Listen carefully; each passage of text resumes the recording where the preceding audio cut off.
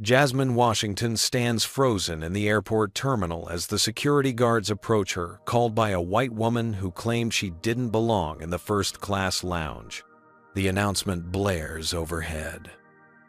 "This is your captain, Jasmine Washington speaking." The white woman's jaw drops in shock. Before we dive into this story, let me know where you're watching from in the comments. Hit that like and subscribe button if you've ever witnessed someone being unfairly judged based on appearances. Now, let's find out how Captain Washington handled this intense situation. Jasmine Washington's alarm blared at 4:30 a.m., though she had been awake for nearly 30 minutes, already mentally reviewing her flight plan. Today wasn't just another day at work. Today, at 34 years old, she was making history as the first black female senior captain on the Atlanta to New York major route. She stretched and climbed out of bed, her apartment quiet except for the gentle hum of the air conditioning fighting against Atlanta's summer heat. The walls of her bedroom told her story. Framed photos of her first solo flight graduation from flight school and her grandparents at her airline induction ceremony. "You got this, Jazz," she whispered to herself as she stepped into the shower, letting the hot water wash away the lingering anxiety dreams that had plagued her sleep. Dreams where the plane controls wouldn't respond, where passengers refused to board, where she forgot everything she'd learned in her 12 years of flying. As she toweled off, Jasmine caught her reflection in the mirror. Dark circles had formed under her eyes, evidence of the extra hours she'd put in reviewing procedures and weather patterns. Being the first meant being flawless. She couldn't afford even minor mistakes that her white male colleagues might easily brush off. The coffee maker gurgled to life as she entered her kitchen, the aroma filling the space as she pulled out a protein shake from the fridge. Her roommate Zara emerged from her bedroom, hair wrapped in a satin scarf, looking surprisingly alert for the early hour. "Today's the big day." Captain Washington. Zara grinned, grabbing a mug from the cabinet. "How are you feeling?" "Like I might throw up," Jasmine admitted, managing a nervous laugh. "But ready. I've been preparing for this route for months." "You're going to crush it," Zara said, squeezing Jasmine's shoulder. "Remember when we were flight attendants together and you'd spend every break studying those technical manuals? Now look at you." Jasmine smiled, remembering those days. While Zara had found her calling in the cabin, Jasmine had always been drawn to the cockpit. The journey from flight attendant to pilot had been grueling. Night school, countless hours in simulators tests, where she scored perfectly, yet still faced questions about her capabilities. "I'm just glad I don't have to wear the uniform to the airport," Jasmine said, selecting comfortable jeans and a simple blouse from her closet. She would change into her captain's uniform at the crew facility. "One less thing for TSA to question me about." It had happened more times than she cared to count. Try security officers doing double takes at her pilot ID, asking her to verify details or assuming she was a flight attendant despite the clear credentials. As she dressed, her phone buzzed with an incoming call. Her grandmother's smiling face appeared on the screen. "Morning, Grandma," Jasmine answered, her voice softening. "There's my sky girl," her grandmother's warm voice replied. "I've been up praying for you since 3 a.m. Jasmine's throat tightened with emotion. After losing her parents in a car accident when she was 12, her grandparents had raised her working extra shifts to support her dreams of flight. "You didn't have to do that, Grandma." "Of course I did. Big day deserves big prayers." There was a pause. "Your granddaddy would have been so proud." Jasmine blinked back tears, remembering her grandfather's unwavering support before his passing 3 years ago. He had been the one to take her to her first air show, the one who told her she could fly anything with wings if she put her mind to it. "I know," she managed. "I miss him. He's watching baby.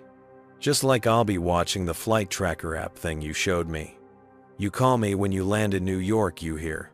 "Yes, ma'am," Jasmine promised. "How are you feeling today? Did you take your medication?" Her grandmother chuckled. "Don't you worry about me. I managed a whole nursing career with folks questioning whether a black woman could handle medical responsibilities. I'm made of tough stuff just like you."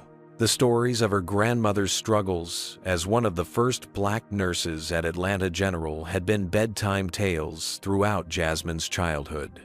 Tales of resilience, of excellence in the face of doubt, of maintaining dignity when others tried to strip it away. "I learned from the best," Jasmine said.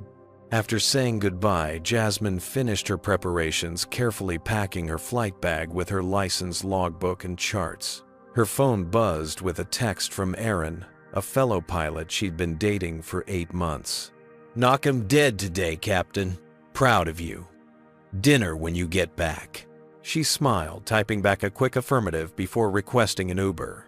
As she waited, she stared out the window at the Atlanta skyline, thinking about the long journey from her childhood home in South Side to where she stood now. The doubters, the microaggressions, the professors who seemed surprised by her aptitude, the passengers who had questioned her abilities. Today felt like vindication for all of it. Today, she wasn't just flying for herself, but for every little girl who looked like her and dreamed of soaring. The Uber arrived, breaking her reverie. Jasmine grabbed her bags, took a deep breath, and headed out the door, ready to make history. The sprawling expanse of Hartsfield-Jackson International Airport was already pulsing with activity when Jasmine's Uber pulled up to the departures level. She tipped generously and stepped out into the humid Georgia morning, the familiar sounds and smells of jet fuel and hurried travelers greeting her like old friends. Despite her years of experience navigating these terminals, Jasmine felt a flutter of nerves. Today wasn't just about proving herself as a pilot. It was about claiming space as a senior captain, a position where black women were virtually invisible in the industry. She moved with practiced efficiency through the crew security line, her pilot credentials and ID ready. The TSA agent, an older white man with salt and pepper hair, glanced at her credentials, then back at her. "Flight attendant," he asked, despite the pilot designation clearly visible on her ID.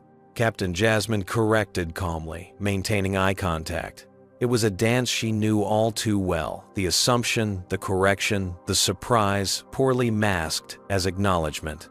"Right, sorry ma'am," he mumbled, waving her through after a more thorough inspection of her documents than she had witnessed for the white male pilot ahead of her.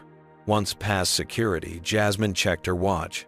She had time for coffee before heading to the crew briefing room. The terminal was crowded with morning passengers, most plugged into phones or laptops, creating a bubble of isolation in the public space. She joined the line at Skybean, a coffee shop near her gate, mentally reviewing the day's flight plan. The weather report had shown possible turbulence over the Appalachians, but nothing major that would affect their flight path to JFK. Next customer called the barista, a young man with a name tag reading Malcolm. "Morning," Jasmine smiled. "Medium dark roast black, please." Malcolm nodded, grabbing a cup. "Flying somewhere nice today?" he asked, making conversation as he worked. "New York," she replied. "Cool. What time's your flight? I can mark the cup with your boarding time if you want a reminder." "I'm actually the captain on the 845 to JFK," Jasmine said, sliding her credit card across the counter. Malcolm paused, cup in hand. "Oh, sorry, I just assumed. I mean, that's awesome. First time I've met a female pilot." "We're out there," Jasmine said lightly, though she noted he hadn't specified black female pilot, which was likely the real source of his surprise. "Right on," Malcolm recovered, finishing her coffee and handing it over. "Safe travels, Captain." Jasmine thanked him and moved toward the first-class lounge. As a senior captain, she had access to review her flight plans in the quieter, more comfortable space before heading to the pre-flight briefing. She needed to check the latest weather updates and review the passenger manifest. At the lounge entrance, a security guard named Lawrence, whom she recognized from previous flights, greeted her with a nod. "Morning, Captain Washington. Big day, I hear. First time as senior on this route." "News travels fast," Jasmine smiled, appreciating his recognition. "We're proud of you," he said, his voice lowered slightly. As a fellow black professional in the airport, there was an unspoken understanding between them about what her achievement meant. Inside the lounge, the atmosphere shifted. The space was designed for comfort and exclusivity, with plush seating, complimentary food and beverages, and a noticeably whiter, wealthier clientele than the general terminal. Jasmine felt the familiar weight of eyes tracking her as she entered the quick assessments and assumptions being made. She chose a quiet corner with a table where she could spread out her materials. As she settled in, she became aware of a woman staring at her from across the lounge. White, in her early 60s, immaculately dressed in a designer suit, with perfectly coiffed blonde hair and jewelry that probably cost more than Jasmine's monthly rent. The woman was speaking loudly into her phone, making little effort to moderate her volume. Standards have really gone downhill. They just let anyone in these days. I remember when first class actually meant something. Jasmine kept her expression neutral, opening her laptop and focusing on the weather reports. It wasn't the first time she'd heard comments like this, and it wouldn't be the last. The trick was not letting it affect her performance. The woman, who would later identify herself as Eleanor Whitfield, continued her conversation, her voice carrying deliberately across the lounge. Other passengers occasionally glanced up, some with discomfort, others with apparent agreement. Paid good money for exclusivity. Now look around. It's becoming like the general terminal. Jasmine sipped her coffee, reviewing the passenger manifest that had just loaded on her screen. Her eyes caught on a name: Whitfield Eleanor. Seat 2 amperes. First class. On her flight. Perfect. Jasmine checked the crew list, confirming that First Officer Benjamin Chen would be her co-pilot today. She had flown with Ben several times before and respected his skills in the cockpit. The cabin crew was led by Chief Flight Attendant Alicia Rodriguez, another professional she trusted completely. As she reviewed the details, she felt, rather than saw, Eleanor Whitfield approaching her table. Jasmine took a deep breath, squared her shoulders, and prepared for the interaction she knew was coming. One that countless black professionals faced in spaces where their presence was still seen as an anomaly rather than a right. Eleanor Whitfield stood over Jasmine's table. Her shadow falling across the flight plans spread neatly across the surface. The lounge had quieted slightly, as if the other passengers sensed the brewing confrontation and were settling in for the show. "Excuse me," Eleanor said, her voice carrying the practiced politeness that barely masked contempt. "May I see your lounge access credentials?" Jasmine looked up, maintaining a neutral expression. This wasn't her first rodeo with entitled passengers who appointed themselves gatekeepers of spaces they believed black people didn't belong in. "I'm sorry," Jasmine asked, giving the woman a chance to reconsider her approach. "Your credentials," Eleanor repeated, gesturing vaguely toward Jasmine's belongings. "This is the first-class lounge. I just want to make sure you're in the right place." Jasmine took a measured breath. "I am in the right place, ma'am. I'm the captain on the 845 flight to JFK." Eleanor's eyebrows rose, skepticism evident. "You, the pilot?" She let out a short, incredulous laugh. "No, really. Are you with the cleaning service, or perhaps a flight attendant? The staff lounge is in a different terminal section." The nearby passengers were now openly watching. A businessman 2 tables over lowered his newspaper, frowning at the exchange. A young couple exchanged uncomfortable glances. "I'm the captain," Jasmine repeated firmly, reaching into her bag to retrieve her airline ID. "Captain Jasmine Washington. And yes, I have every right to be in this lounge." Eleanor made no move to look at the ID, instead crossing her arms across her chest. "I've been flying first class for 30 years, and I've never seen a captain who looked like, well, I find it hard to believe the airline would put someone so inexperienced in charge of an aircraft." "My experience isn't determined by my appearance, ma'am," Jasmine replied, her voice calm but firm.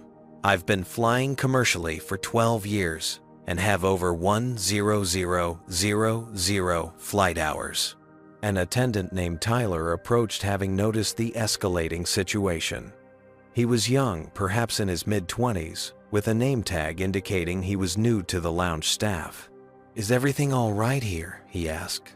glancing nervously between the two women. "No, it is not," Eleanor said, before Jasmine could respond. "I'm concerned about security in this lounge. This woman claims to be a pilot, but I have serious doubts." Tyler's eyes widened in recognition as he looked at Jasmine. "Captain Washington, I didn't realize you were flying today. Can I get you anything before your flight? We've just brought in fresh pastries." Eleanor's expression soured further. "You know this person." Of course, Tyler nodded. "Captain Washington flies this route regularly. She's one of our most experienced pilots."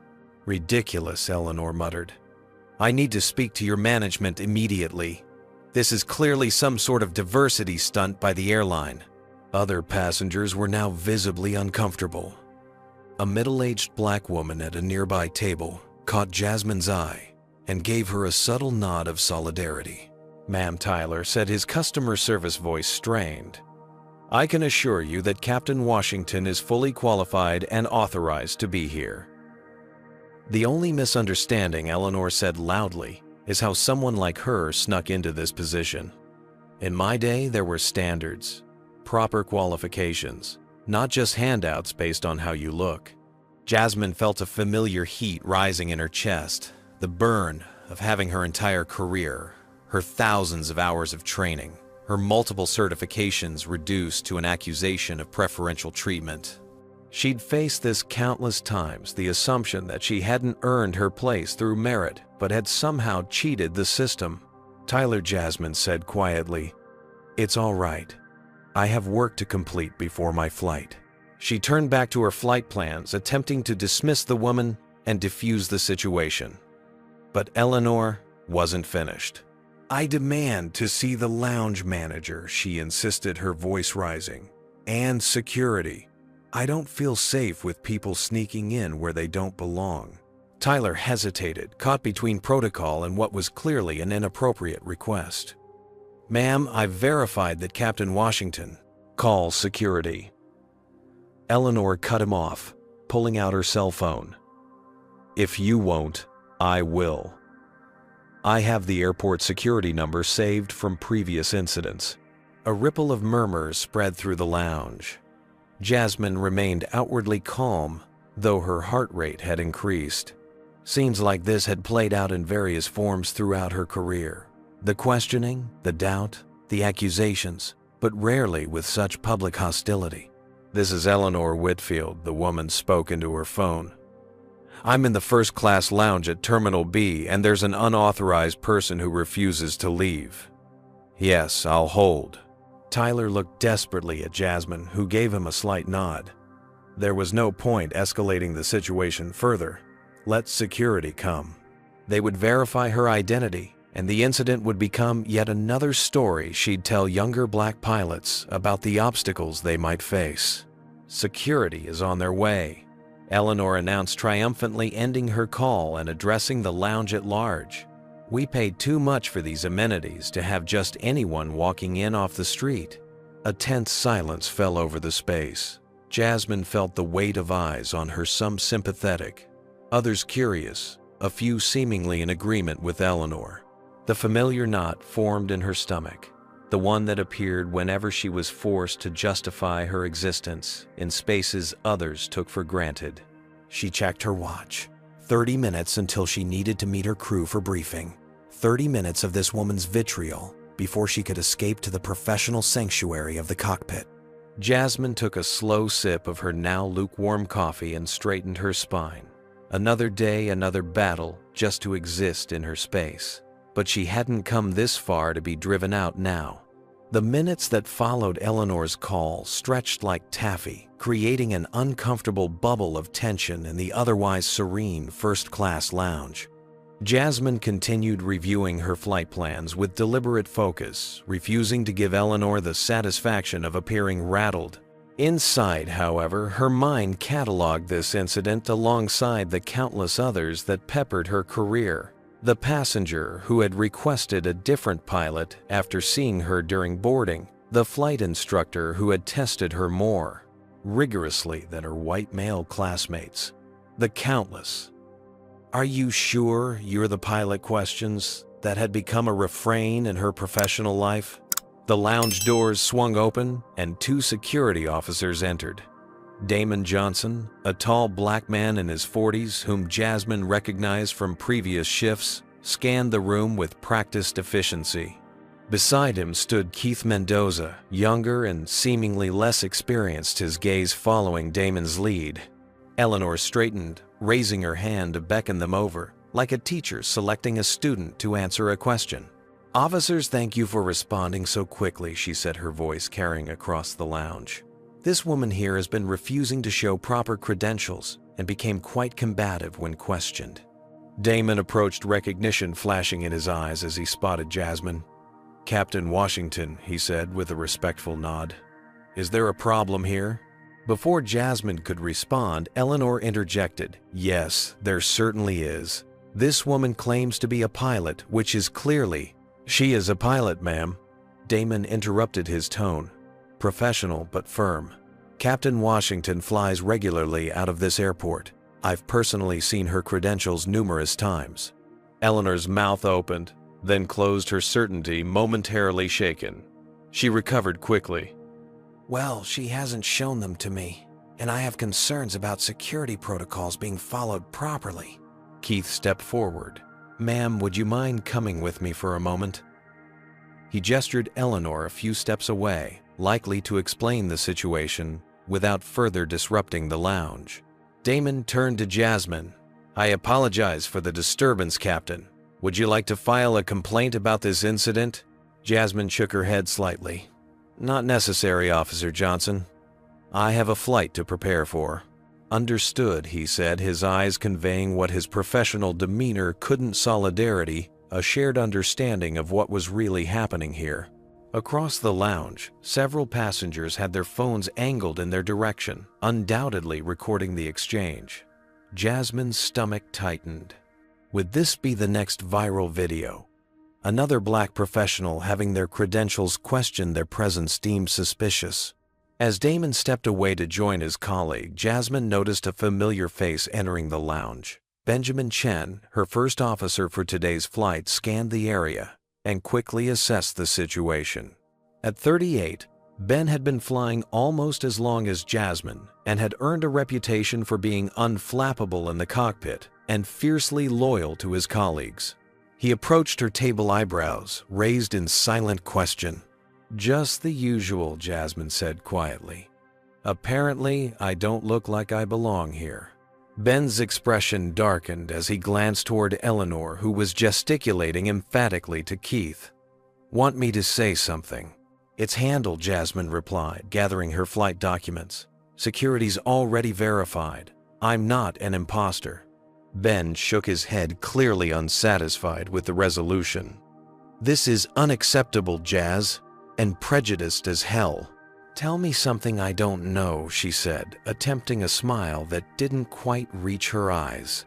Ben squared his shoulders, and despite Jasmine's subtle headshake of warning, strode toward Eleanor and Keith. Jasmine suppressed a groan. Ben's intentions were good, but confrontation would only escalate the situation. "Excuse me," Ben's voice carried clearly. "I couldn't help overhearing. I'm First Officer Chen, flying with Captain Washington today. Is there a problem with my captain?" Eleanor's expression wavered between surprise and indignation. "I was simply ensuring proper security protocols were being followed. Anyone could walk in claiming to be staff." "Captain Washington has been flying for 12 years, Ben said. "She's one of the most respected pilots in our fleet. Your behavior toward her is completely unacceptable." Other passengers were now openly staring, some nodding in agreement with Ben, others looking uncomfortable with the confrontation. "I was just being cautious," Eleanor defended her voice, taking on a wounded tone. "Anyone would do the same. It's not about what you're implying, isn't it?" Ben challenged. "Would you have questioned me if I'd been sitting alone, or any of the other passengers here?" Eleanor's face flushed. "This is ridiculous. I'm a platinum member with over 1 million miles. I've never been treated so disrespectfully."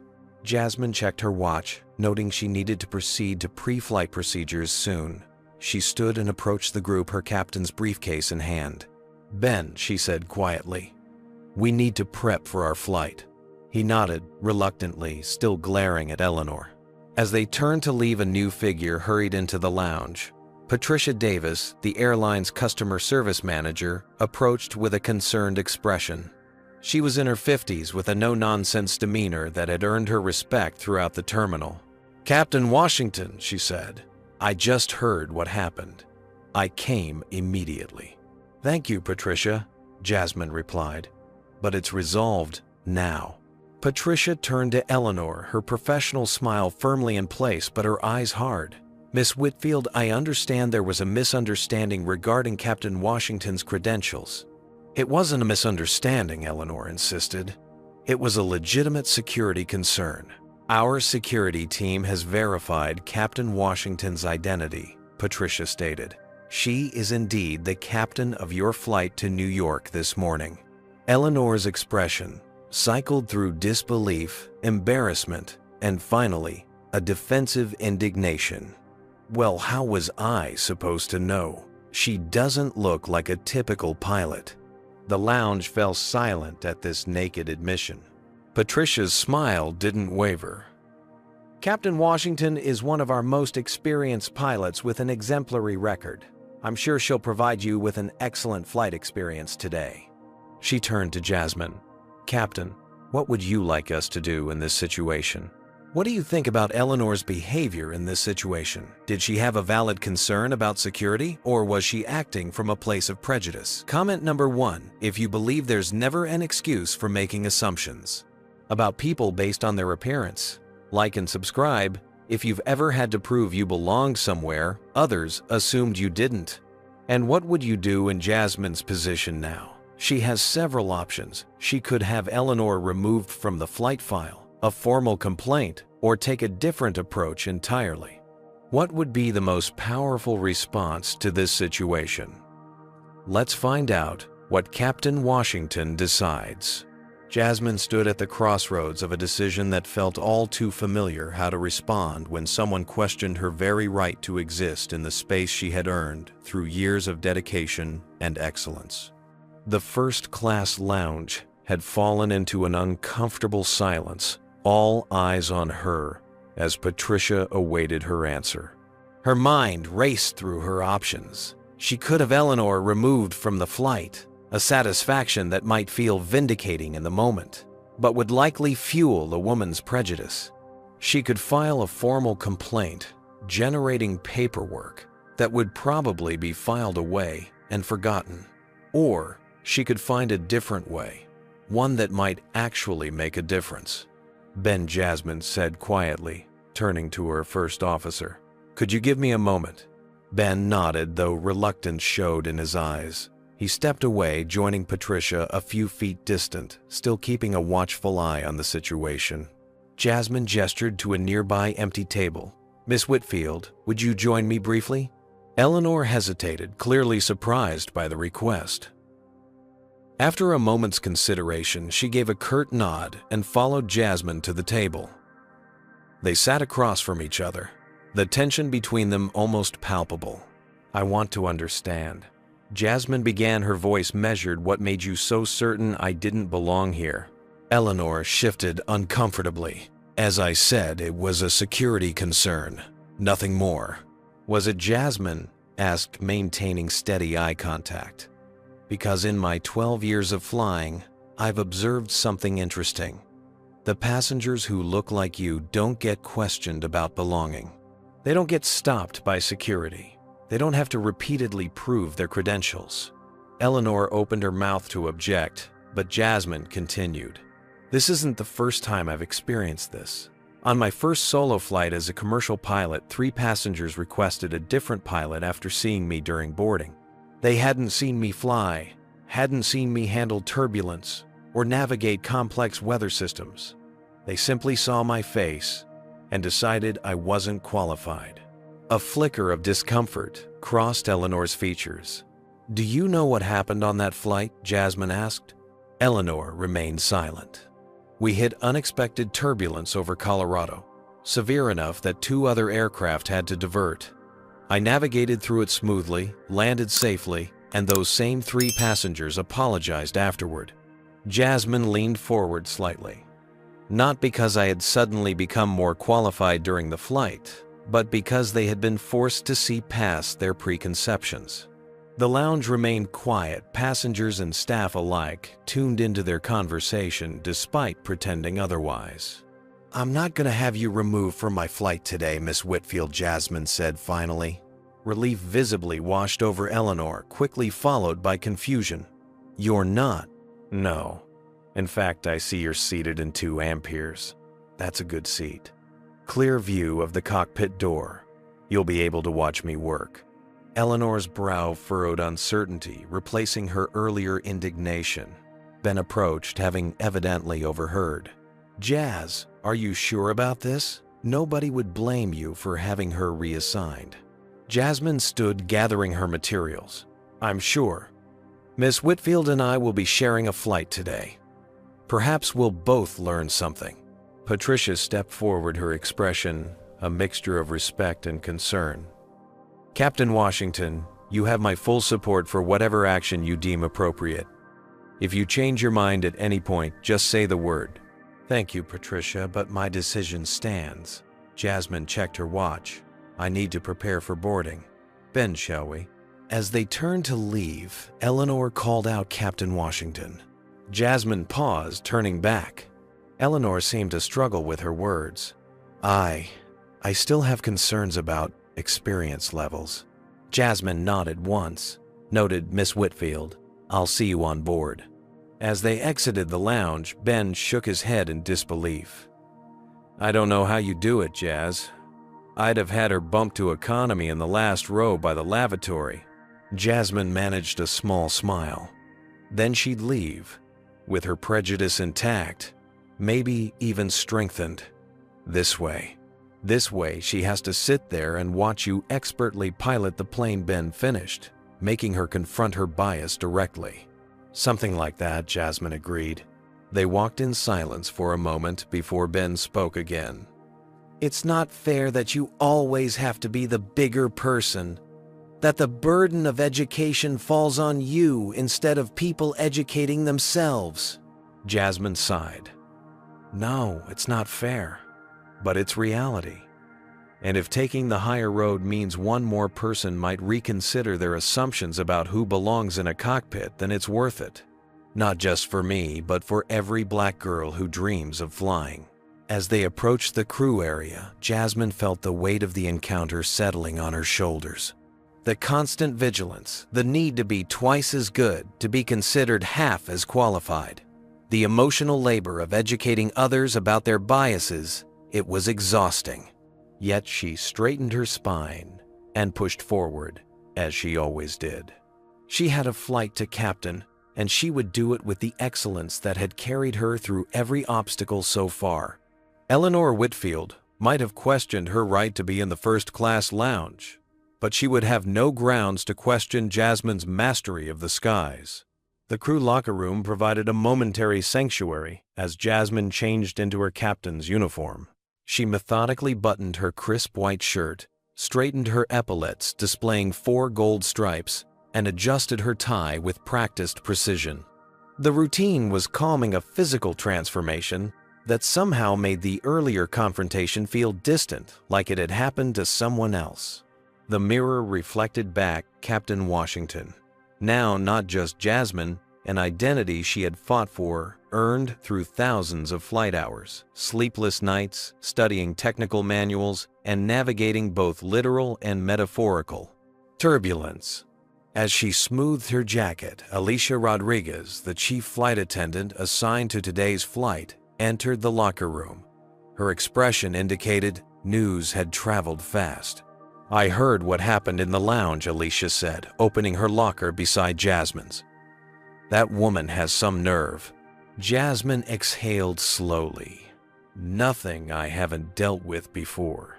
"Doesn't make it right," Alicia replied, changing into her uniform with efficient movements. "You know, I got 3 passengers last week who asked if there was a real pilot on board after they saw you during pre-boarding inspection." "What did you tell them?" Jasmine asked. though she could guess the answer. Alicia's eyes glinted. I said they were looking at one of the best pilots in the fleet with more flight hours than most of the men, and if that wasn't real enough for them, they were welcome to wait for the next flight. In 3 days. Despite herself, Jasmine laughed. I bet that went over well. They stayed on board. Alicia shrugged. And guess what? We didn't crash. Imagine that. The door opened again, and 2 more flight attendants entered. Derek Johnson and Maya Patel, both experienced crew members whom Jasmine had worked with previously. Captain Derek nodded in greeting. Heard there was some excitement in the lounge. News travels fast around here, Jasmine remarked. Airport's worse than a small town for gossip. Maya agreed, opening her locker. Is it true you're letting that woman stay on the flight? Jasmine nodded, adjusting her hat. She'll be in 2 amperes. The 3 flight attendants exchanged glances. Your call, Captain Alicia said, though. Her tone suggested she might have made a different one. But we've got your back either way. I appreciate that, Jasmine replied sincerely. As she finished preparing, Jasmine's thoughts drifted to the countless similar incidents throughout her career. The constant need to prove herself to be beyond reproach. The subtle and not so subtle messages that she was an interloper in spaces traditionally dominated by white men. She remembered her first day at flight school, walking into a classroom of 30 students, 28 men, 26 of them white, and feeling the weight of their stares. The instructor, who had mistaken her for a lost administrative assistant, the flight evaluator who had grilled her on emergency procedures well beyond the standard examination, only nodding, with reluctant approval, when she answered every question perfectly. The locker room gradually filled with the remaining crew members for their flight. Conversations flowed around her weekend plans, family updates, complaints about schedule changes, normal work chatter that momentarily pushed the Eleanor incident to the background. At precisely the scheduled time, Jasmine gathered her flight materials and headed to the briefing room. As captain, she would lead the pre-flight crew briefing, setting the tone for the entire journey. The briefing room was standard, a rectangular table surrounded by chairs, screens displaying weather maps and flight data, and a coffee station in the corner that had likely seen better days. Ben was already there, reviewing last-minute weather updates on his tablet. As the crew filed in and took their seats, Jasmine felt a familiar sense of belonging wash over her. Here, her authority was established. Here, the stripes on her shoulders spoke louder than any prejudice. Good morning, everyone, she began, her voice clear and confident. I'm Captain Washington, and this is First Officer Chen. We're operating Flight 1372 to JFK today. Scheduled departure at 8:45 a.m., arrival at 11:03 a.m. Eastern. Flight time is approximately 2 hours and 18 minutes.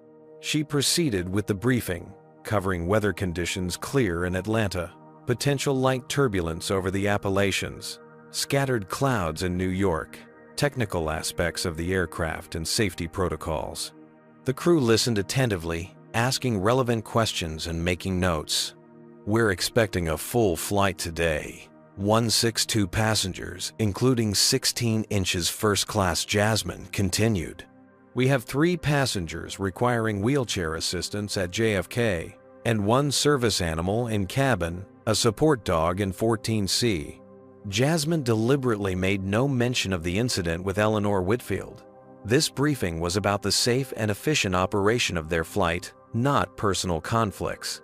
Any questions or concerns before we proceed to the aircraft, she asked, concluding the formal portion of the briefing. The crew responded with various head shakes and no captain responses. Excellent! Let's have a safe and smooth flight today. Thank you all for your professionalism. As the briefing ended and crew members gathered their belongings, Garrett Wilson, the ground crew coordinator, stepped into the room. Captain Washington, just wanted to let you know that boarding will begin in approximately 15 minutes. The aircraft is fully fueled and catering has completed loading. Thank you, Garrett. Any maintenance issues I should be aware of? None, Captain. The aircraft just came in from Dallas without incident. All systems are green." Jasmine nodded her thanks, collecting her flight bag and hat. It was time for the external inspection, her personal check of the aircraft that would carry them safely to New York. No matter how many times she had performed this ritual, she never skipped steps or rushed through it. Safety was paramount, a responsibility she carried not just for herself, but for every passenger and crew member on board. As she walked toward the jetway, her captain's stripes caught the fluorescent lighting of the terminal gleaming gold against the dark fabric of her uniform. She felt the familiar mixture of anxiety and determination, the weight of being not just a pilot, but a representative, a pioneer, a symbol.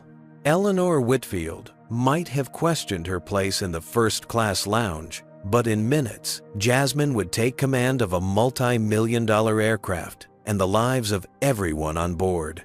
Not because of how she looked, but because she had earned that right through skill, dedication, and excellence.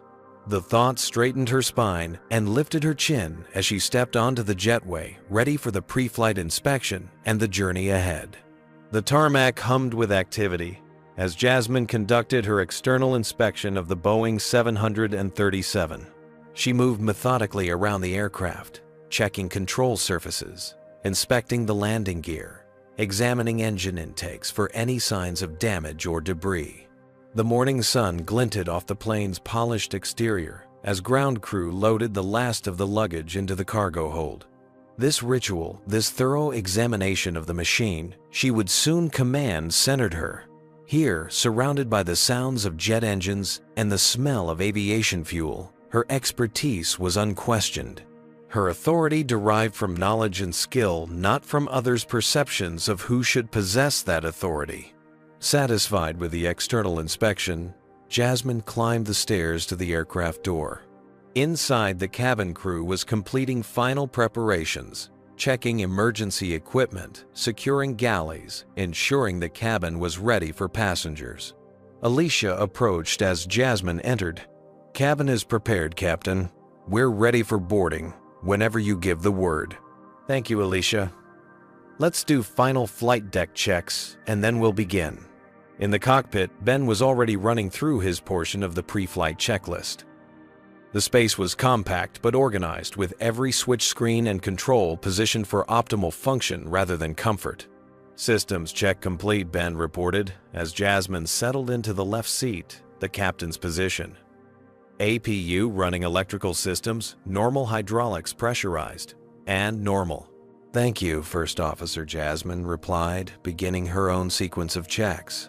Her fingers moved across the panels with practiced precision, her mind fully engaged with the task at hand. The radio crackled. "Atlantic 1372 ground crew reports all clear below. Catering and fueling complete. Passenger boarding can commence at your discretion."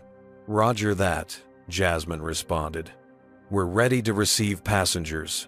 She nodded to Ben, and they both stood straightening their uniforms before moving to the aircraft door. As Senior Captain, Jasmine would stand at the entrance to greet first-class passengers, a courtesy that allowed them to see who would be flying their plane. On most days, this was a pleasant formality. Today, knowing that Eleanor Whitfield would be among those first-class passengers, it took on a different significance. "Ready for this?" Ben asked quietly as they positioned themselves by the door. "Always," Jasmine replied, her professional smile firmly in place. The jetway door opened, and the gate agent began the boarding process. "Good morning. We're now boarding Atlantic Flight 1372 to New York JFK, beginning with our first-class passengers and those needing special assistance." The first passengers appeared a businessman absorbed in his phone, followed by an elderly couple who smiled warmly at Jasmine and Ben. A mother with twin toddlers received extra attention from the flight attendants who helped her settle the children into their seats. Then Eleanor Whitfield appeared at the aircraft door. She was impeccably dressed in a designer suit, her blonde hair perfectly styled, diamond studs glinting in her ears. What was missing was the confidence she had displayed in the lounge. Instead, her eyes widened slightly as she recognized Jasmine in her full captain's uniform, 4 gold stripes prominent on her shoulders. "Good morning, Miss Whitfield," Jasmine said pleasantly. "Welcome aboard Atlantic Flight 1372 to New York." Eleanor's composure faltered momentarily. She hadn't expected to come face to face with the woman she had tried to have removed from the first-class lounge less than an hour ago. Certainly not with that woman now clearly in command of the aircraft. Good morning," she managed, her eyes darting between Jasmine's face and her captain's insignia. "You're in seat 2 Amperes, Jasmine continued smoothly. "It's on the left-hand side, just a few rows down. Alicia will help you get settled." Eleanor hesitated, as if wanting to say something more, but merely nodded and moved into the cabin. Alicia, who had overheard the exchange, gave Jasmine a subtle thumbs up before escorting Eleanor to her seat. The boarding process continued. Some passengers did double takes upon seeing Jasmine, their surprise quickly masked. Others smiled warmly or showed no reaction at all. A young black girl, perhaps 9 or 10 years old, stared at Jasmine with undisguised awe. "Are you really the pilot?" she asked, her voice hushed with admiration. "I am," Jasmine confirmed, smiling genuinely. "I'm the captain of this flight." "I want to be a pilot too," the girl confided. "Study hard in science and math," Jasmine told her. "The sky will be waiting for you." The girl beamed as her mother gently guided her into the cabin, throwing a grateful look at Jasmine over her shoulder. As general boarding continued, Jasmine observed Eleanor through the cabin door. She sat rigidly in 2 Amperes, seemingly avoiding interaction with the crew. At one point, she attempted to get Derek's attention, perhaps hoping to speak with a different crew member, but when he approached, she merely requested a pre-departure water. When boarding was nearly complete, Jasmine returned to the cockpit to continue preparations. She and Ben worked in tandem, each responsible for specific checks and procedures, their movements efficient and synchronized from years of training. Final passenger count is 162, all accounted for, Alicia reported, appearing at the cockpit door. Cabin is secure for departure. "Thank you, Alicia," Jasmine acknowledged. "We're expecting some light chop over the Appalachians, but otherwise a smooth flight. I'll keep you updated." As Alicia turned to leave, she paused. "Just so you know, our friend in 2 Amperes tried to speak to 3 different crew members, apparently looking for someone in charge. Maya told her that would be Captain Washington." Ben suppressed a smile as he continued inputting data into the flight management system. "Copy that," Jasmine said professionally, though she couldn't help a small sense of satisfaction. "Let's focus on giving all our passengers a safe, comfortable flight today." The cabin door closed with a distinctive thunk, and the ground crew removed the jetway. Jasmine completed the final pre-departure checks, communicating with air traffic control to receive their clearance and taxi instructions. As the engines spooled up with their characteristic whine, Jasmine reached for the PA system. It was time for her first announcement, the one that would formally introduce her to all passengers as the commander of their aircraft. She took a deep breath, centered herself, and pressed the button. "Good morning, ladies and gentlemen. This is Captain Jasmine Washington speaking. On behalf of Atlantic Airlines and our entire crew, I'd like to welcome you aboard Flight 1372 to New York JFK. Our flying time today will be approximately 2 hours and 18 minutes, putting us on the ground in New York around 11:03 a.m. Eastern Time." Jasmine's voice carried clearly through the cabin speakers, professional and confident. Through the open cockpit door, she could see the reaction of passengers in the first few rows, including Eleanor Whitfield, whose posture had stiffened noticeably at the sound of her name. "We're currently 3rd in line for departure and should be airborne in about 10 minutes. Weather en route looks good, though we may experience some light turbulence as we cross the Appalachian Mountains. I'll turn the seatbelt sign off once we reach our cruising altitude of 3,700 feet. But I do recommend keeping your seatbelts fastened whenever you're seated, as turbulence can occur unexpectedly. She concluded with the standard safety reminders and thanks, then handed off to Alicia for the detailed safety briefing. As Jasmine turned back to her instruments, Ben gave her a subtle nod of approval. "Smooth as always, Captain," he remarked, completing the last items on their pre-takeoff checklist. The ground crew gave them clearance to push back from the gate, and Jasmine guided the aircraft through the complex choreography of taxiing at one of the world's busiest airports. Each movement was precise, each communication with Tower clear and concise. "Atlantic 1372, you are cleared for takeoff on runway 27R. The controller's voice crackled through their headsets.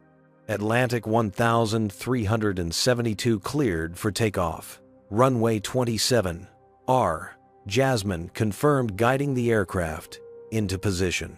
She advanced the throttle smoothly, feeling the powerful surge as the engines responded. The airplane accelerated down the runway, gaining speed until Jasmine called V1. Rotate and pulled back on the control column.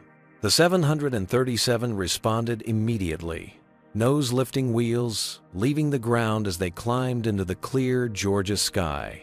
This moment, the transition from Earth to air, never lost its magic for her, regardless of how many times she experienced it.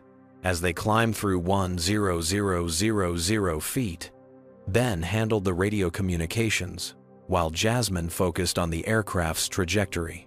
The city of Atlanta fell away beneath them, the sprawling metropolis shrinking into a pattern of roads and buildings as they ascended into the blue.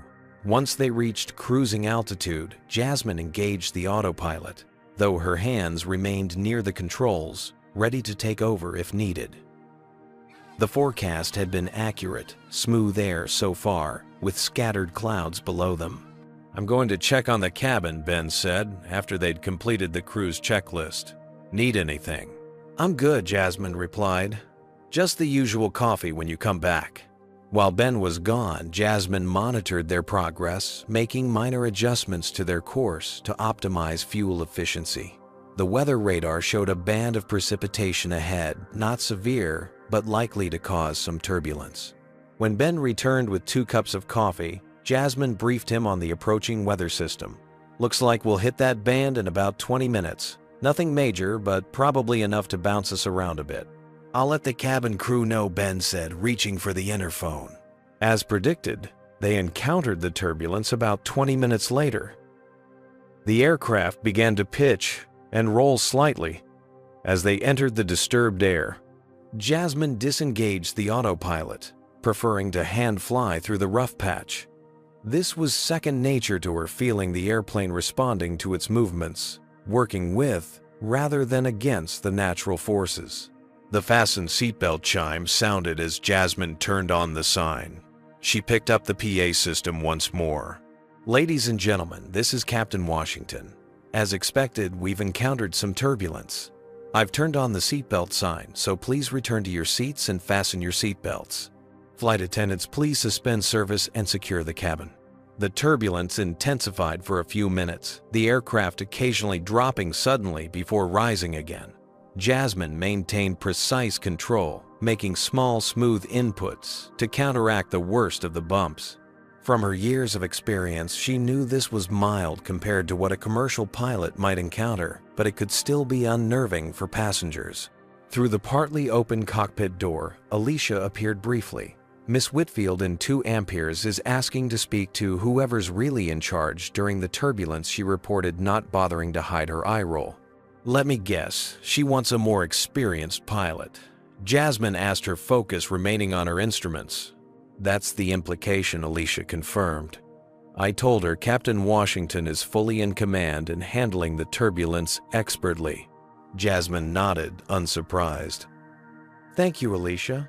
Please make sure your team is seated for their safety." As the minutes passed, Jasmine guided the aircraft through the worst of the turbulence. Her movements were precise and confident, born of thousands of hours facing similar conditions. Gradually, the bumps lessened the ride, smoothing out as they passed through the weather system. Once they were back in calm air, Jasmine made another announcement. Ladies and gentlemen, we've passed through the area of turbulence and should have smooth flying for the remainder of our journey to New York. I've turned off the seatbelt sign, though. As always, we recommend keeping your seatbelts fastened whenever you're seated. Our flight attendants will resume cabin service shortly. We're on schedule to land at JFK at 11:03 a.m. local time. For the remainder of the cruise portion of their flight, Jasmine and Ben worked together monitoring systems, updating their approach briefing as they received the latest weather at JFK and preparing for descent. It was the practiced routine of professional pilots who knew their jobs thoroughly. As they began their initial descent into the New York area, Jasmine's thoughts briefly returned to Eleanor Whitfield in seat 2 Amperes. The woman who had questioned her very presence in the airport lounge was now quite literally putting her life in Jasmine's hands. It was a powerful metaphor that wasn't lost on her.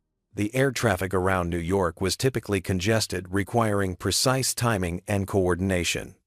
Jasmine handled the communications with air traffic control, while Ben managed the systems and checklists. They were directed into a holding pattern, briefly adding about 10 minutes to their arrival time. Jasmine made one final announcement. Ladies and gentlemen, we've been placed in a brief holding pattern due to traffic at JFK. We expect this will add about 10 minutes to our arrival time.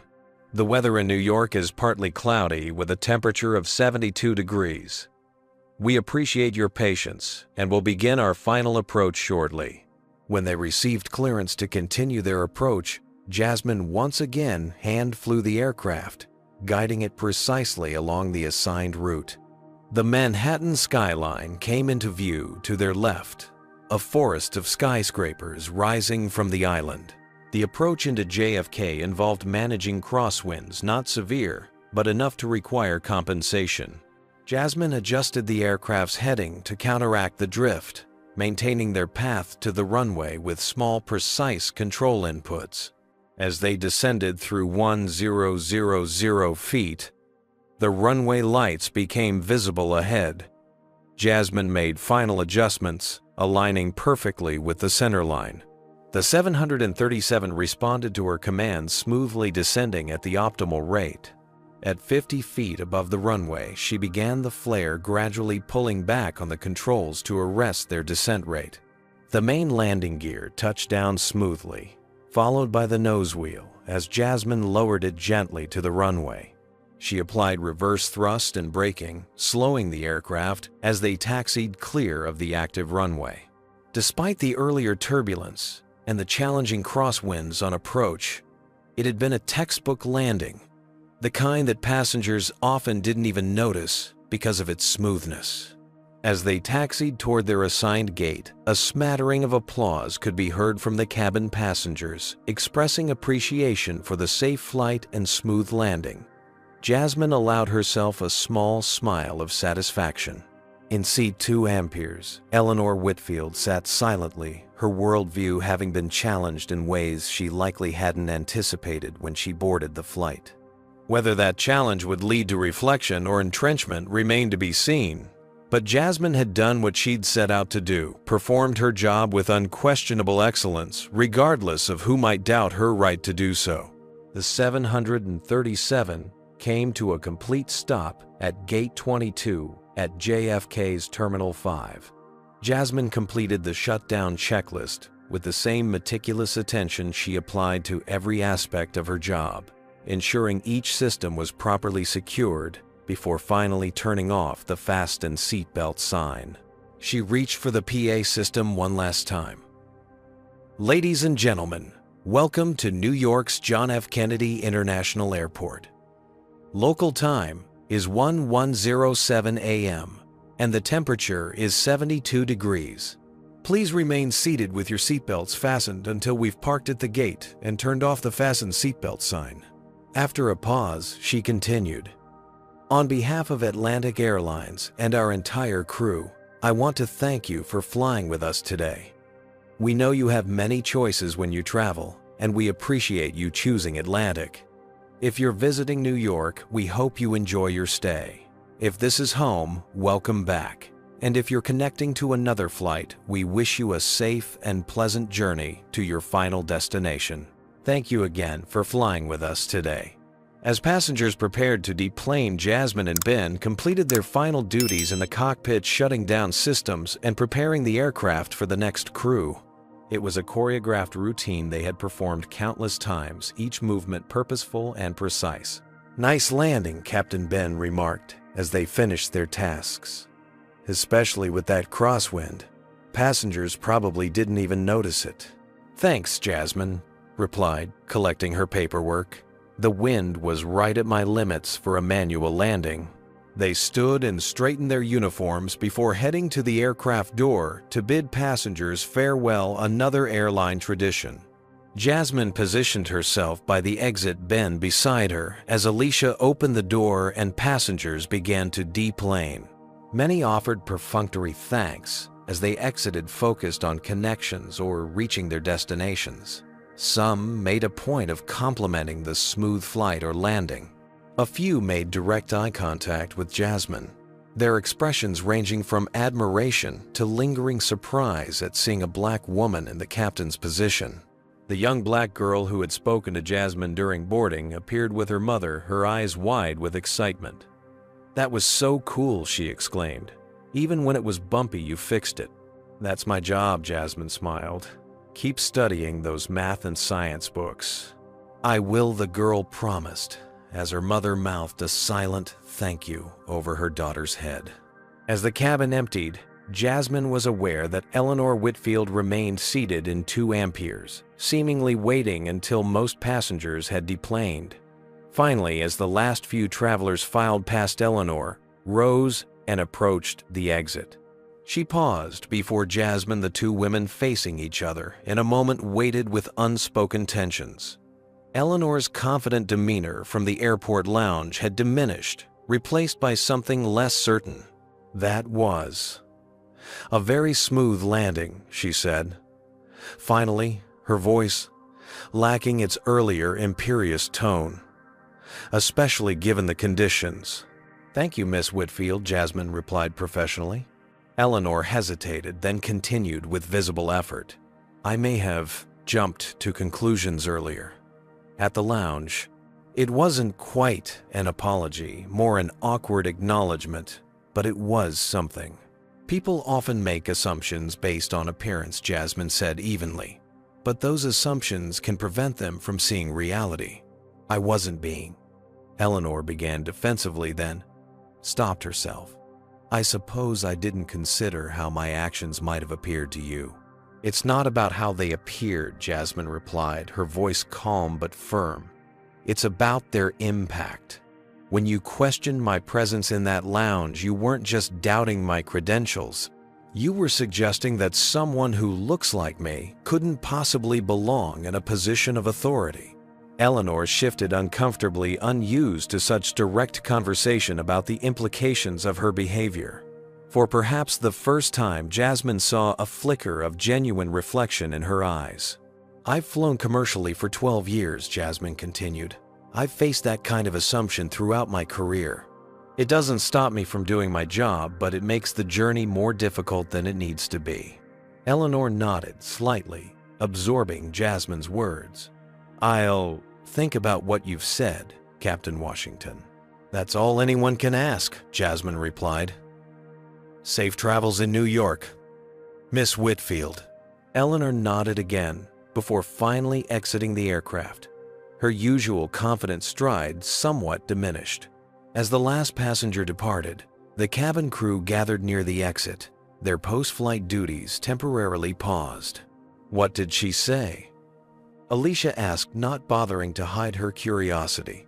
"She acknowledged she might have been wrong," Jasmine replied. "It's a start. After that landing, she'd better have apologized," Derek commented.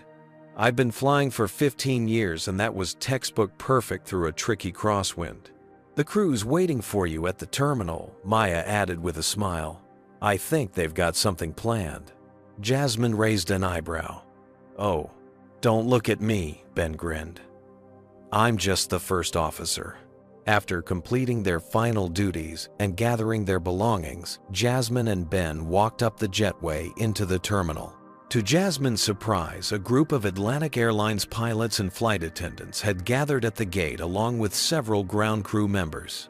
And at the front of the group stood Aaron holding a bouquet of flowers.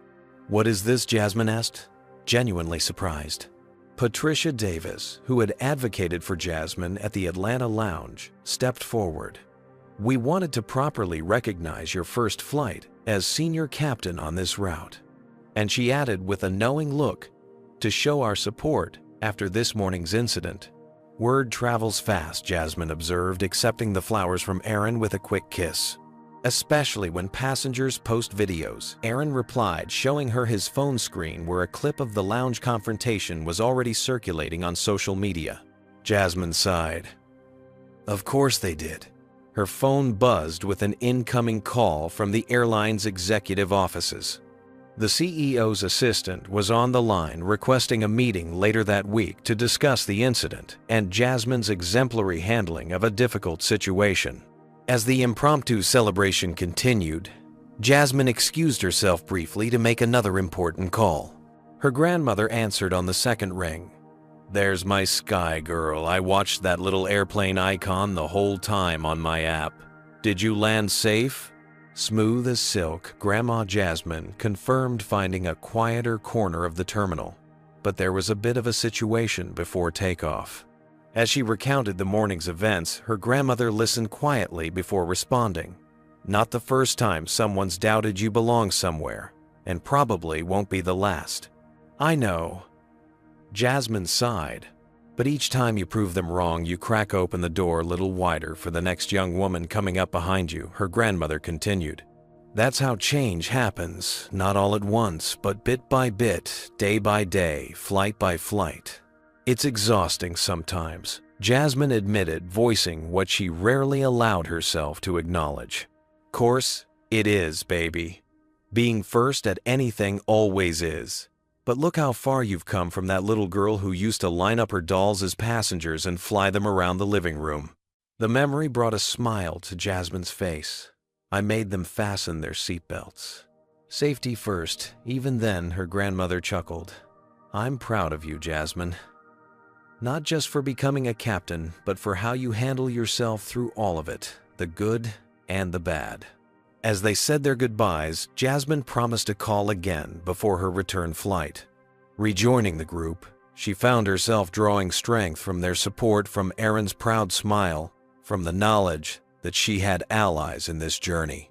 As they walked toward the crew lounge, Jasmine noticed a young black girl watching her from across the terminal, eyes fixed on Jasmine's uniform on the captain's stripes that adorned her shoulders. The girl couldn't have been more than 7 or 8, holding her mother's hand as they waited at a neighboring gate. Making a quick decision, Jasmine detoured toward them, reaching into her pocket for her spare set of captain's wings, the small metal pins that served as symbols of achievement in the aviation world. "Hi there," she said, kneeling to the girl's level. "I noticed you watching. Are you interested in airplanes?" The girl nodded shyly. "Are you really the pilot?" she asked, echoing the question Jasmine had heard countless times throughout her career. "I am," Jasmine confirmed, holding out the wings pin. "I'm the captain. Would you like to have these?"